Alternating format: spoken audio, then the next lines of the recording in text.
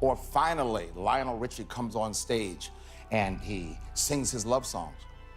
Try to go back to a rehearsal after that.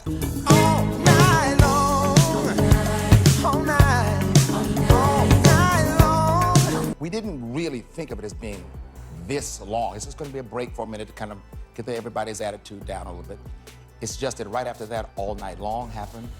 Before the Grammys and solo fame, Lionel was just one of the Commodores. Tight crew, broke college kids, all in. But fame doesn't hit everyone the same. When the spotlight picked him, everything changed. This isn't just a come-up story. It's what happens when the industry turns a brotherhood into background noise. The Commodores learned real quick, fame builds stars, but it breaks groups too. That's why I'm easy. Before Lionel Richie became that guy, global superstar, ballad king, all that, he was just another dude in the Commodores. No solo glow-up, no fans screaming his name solo. Just one of the crew. He and his boys, William, Walter, Milan, Thomas, they weren't just making music, they were basically stuck together 24/7. Like broke college kids turned tour bros, kind of stuck. Sleeping in vans, swapping outfits, dodging shady motels, playing shows in towns where you knew real quick if you weren't welcome. For Lionel, who hadn't really seen the raw side of racism up close before, those road trips hit different. The other guys, mostly from the South, already had their own stories, their own scars. But Lionel, he learned fast, getting hit with slurs, treated like trash, watching the world remind them over and over that talent didn't mean protection. It wasn't just culture shock, it cracked something open in him. And through all that, his bandmates were the ones helping him piece it together.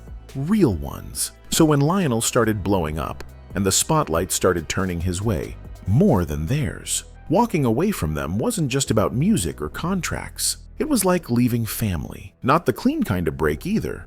The messy, guilt-soaked kind that sticks to your chest. The music industry wasn't here for loyalty. It was all about numbers. And Lionel, he was racking them up. Sure, he was killing it with the Commodores, but he was also stacking wins on the side. That song he wrote for Kenny Rogers blew up. Then came that duet with Diana Ross. Total chart takeover. And just like that, the game shifted. Suddenly, he wasn't just in the group anymore. He was the story. The press flipped the script. One guy gets a hit record and no one else gets the hit record. Right. You know what that feels like. And the press kept saying terrible things like, what's a guy like Lionel Richie doing in a band like the Commodores? This is the press now. Every question started with his name. They were out here acting like he built the Commodores from scratch when really, it was a bunch of college guys figuring it out together. But the spotlight didn't care about accuracy. It just zoomed in. Or finally, Lionel Richie comes on stage and he sings his love songs. Try to go back to a rehearsal after that. That kind of energy started messing with the group's balance. On stage, fans only had eyes for Lionel. Every review became a love letter to him. Forget the band's full set.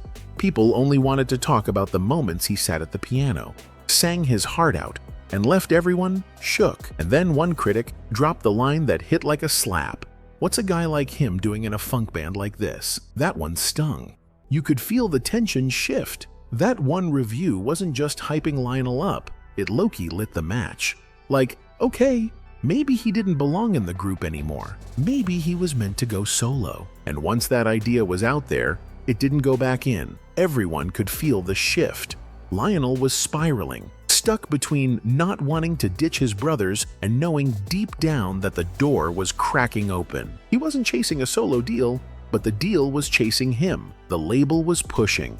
Fans were watching, and he couldn't unsee the writing on the wall. So he sat down with Berry Gordy, laid it all out. He was torn. Didn't want to be that guy, but also couldn't lie to himself. Gordy didn't sugarcoat it, just basically told him, yeah, this kind of thing happens. You're not special for feeling weird about it. That convo was the push, the clarity. And not long after, the band asked the question, you want to do a solo album? No beef, no yelling. Just that quiet, tired kind of acceptance. They all knew.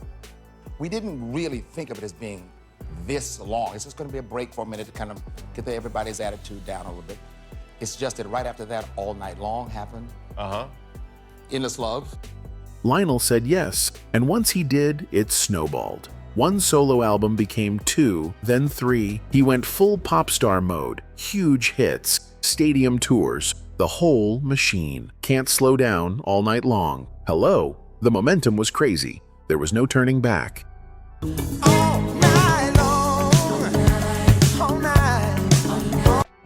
The Commodores tried to keep it moving, and for a minute it worked. They dropped Nightshift, and it blew up. They stayed on the road, kept performing, but things shifted. Without Lionel, the whole machine slowed down. They weren't topping charts anymore. They were the act you booked to relive old hits, not break new ones. Lionel never circled back for another album with them, though he's always talked about the group like it meant everything to him. They got some flowers, honors, Hall of Fame nods here and there, but the big one? The Rock and Roll Hall of Fame? Still locked. And that stung, especially for guys like Thomas McClary, who knew that without the right people hyping you up behind closed doors, it's easy to get left out of the story. As of now, William King and Walter Orange were still out there repping the Commodore's name, with J.D. Nicholas in the mix. Lionel? He'd moved all the way on, judging talent shows, getting solo Hall of Fame plaques, living in a whole different stratosphere. But even with all the glitz and Grammys, the story wasn't just about the glow-up. There was a cost. Lionel didn't walk away because he wanted to be that guy. He walked because the current dragged him out. And yeah, he blew up, but it wasn't without baggage. Because when you leave the people who helped build you, the people who knew the version of you before the world did, something always lingers. That quiet kind of loss that doesn't go away, no matter how loud the crowd gets. With Lionel gone, they had to rethink everything, not just their sound, but their place in the machine. And that machine?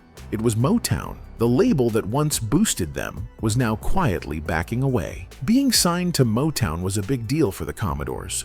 But it wasn't all sunshine. At first, they were the cool kids on the block. Unlike most Motown acts, they did everything themselves. Wrote the songs, played the instruments, handled production. Total control. And for a while, that made them stand out in the best way. But as time went on, things started getting weird. Motown slowly shifted its energy to the bigger names. Michael Jackson, the Jackson 5, anyone with glitter and headlines. Meanwhile, the Commodores, despite selling records like crazy, were starting to feel like background noise. The promo game got lazy. The label's support? Meh. And when you're pulling platinum numbers and still feel like an afterthought, resentment creeps in real quick. It wasn't just about money, it was about being seen, being backed, being in charge of their own brand. And that tension kept building behind the curtain. Then Lionel dipped. And that move didn't just hit the sound, it messed with the group's whole identity. Suddenly, they were scrambling. Who were they now? What did they sound like without that voice? And the legal side got messy too. Like, who even owned the name at that point? The Commodores weren't just dealing with a lineup change, they were stuck in a full-blown identity crisis. That messy, who really owns the name question came back years later and blew up in court. Thomas McClary, one of the OGs who helped build the Commodores, had been doing his own thing and started using the Commodores featuring Thomas McClary to promote his shows. Cue the lawsuit. The band's legal team, aka Commodores Entertainment Corporation, yep, they turned the name into a business, was not having it. They dragged him to court for using the brand, and the court backed them. Even though he was there from day one, McClary wasn't allowed to use the name at all. That loss wasn't just about trademarks. It showed just how far the band had drifted from its roots. One of the founders couldn't even lay claim to the name he helped blow up. It was cold. Musically, they were trying to keep going. Nightshift was a win. Emotional, well-received, even won awards. But that was pretty much the last major spark. All night, it's gonna be all right on the night shift. Everything after felt muted. Like the soul wasn't quite there anymore. The group kept shifting, the industry kept evolving, and younger acts were taking over. What went down with the Commodores wasn't about talent running dry. They had it. But once label drama and legal nonsense start clogging the engine, things stall fast. Their whole Motown era turned into a lesson. You can have the hits, the stage presence, the vision, But if the business side falls apart, it doesn't matter. Creative control gets snatched. Your name becomes paperwork, and getting it all back? Nearly impossible once the machine moves on without you. They'd seen what the business could take from you, but somehow they still had something left to give. That's why I need it. Either like Sunday morning. Most bands from their era either fell off or became background noise at oldies shows. But the Commodores? They flipped the script. They didn't just hang around, they lasted. And they did it without ever really letting go of the thing that made them special in the first place. Because surviving in this industry without selling yourself out is no small thing. They didn't follow the trends. They built something that could outlive them. From scrappy college kids trying to get booked, to Motown stars, to full-on industry veterans calling their own shots, they evolved without losing the plot. And that bet they made on themselves? Still cashing out, decades later.